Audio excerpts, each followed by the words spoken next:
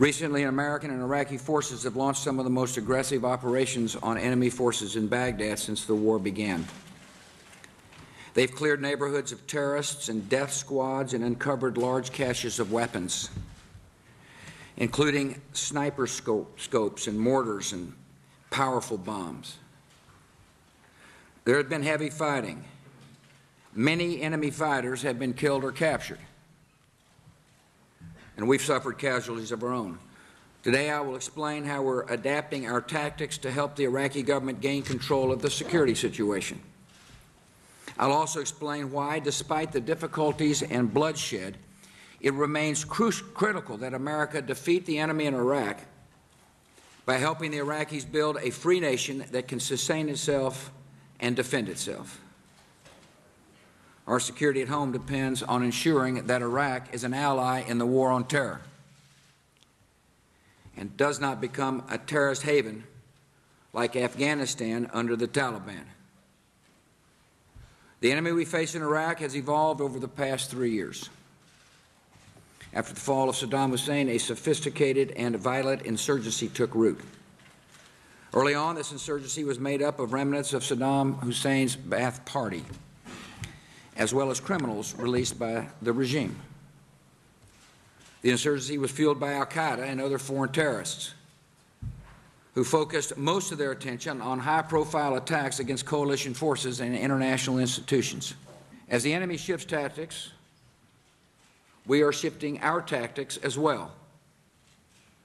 Americans have no intention of taking sides in a sectarian struggle or standing in the crossfire between rival factions. Our mission is to help the elected government in Iraq defeat common enemies, to bring peace and stability to Iraq and make our nation more secure. Our goals are unchanging. We are flexible in our methods to achieving those goals. We're working with political and religious leaders across Iraq, urging them to take steps to restrain their followers and stop sectarian violence. We're helping Iraqi leaders to complete work on a national compact to resolve the most difficult issues dividing their country. The new Iraqi government has condemned violence from all quarters and agreed to a schedule for resolving issues such as disarming illegal militias and death squads, sharing oil revenues, amending the Iraqi constitution, and reforming the de-Baathification process. We're reaching out to Arab states such as Saudi Arabia, the UAE, and Jordan, asking them to support the Iraqi government's efforts to persuade Sunni insurgents to lay down their arms and accept national reconciliation.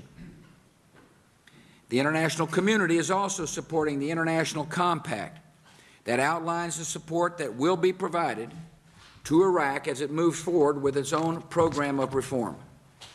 This young government has to solve a host of problems created by decades of tyrannical rule.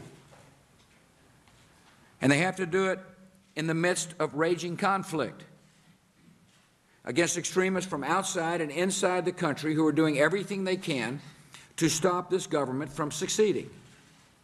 I know many Americans are not satisfied with the situation in Iraq. I'm not satisfied either. And that is why we're taking new steps to help secure Baghdad and constantly adjusting our tactics across the country to meet the changing threat. But we cannot allow our dissatisfaction to turn into disillusionment about our purpose in this war. We must not look at every success of the enemy as a mistake on our part. Calls for an investigation or a reason to call for our troops to come home.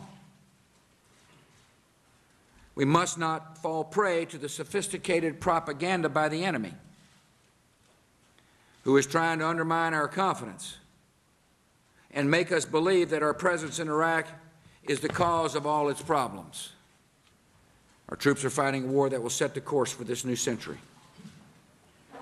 The outcome will determine the destiny of millions across the world.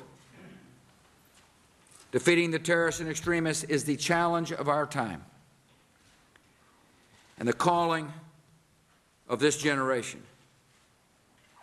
I'm confident this generation will answer that call and defeat an ideology that is bent on destroying America and all that we stand for. I firmly believe it is more likely to achieve those three objectives with a Republican-controlled Congress and a Republican-controlled Senate. And I believe I'll be working with a Republican-controlled Congress and a Republican-controlled Senate. You know, we got some people dancing in the end zone here in Washington, D.C. They got them measuring their drapes. But the American people are going to decide, and they're going to decide this race based upon who best to protect the American people and who best to keep the taxes low. I see there are a lot of enthusiasm amongst the grassroots activists.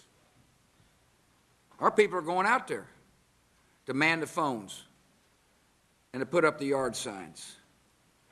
You know, they're showing up when it comes time to these absentee votes. We're organized. We've got a fantastic grassroots organization to turn out to vote. And we got good candidates running hard. And we're going to win.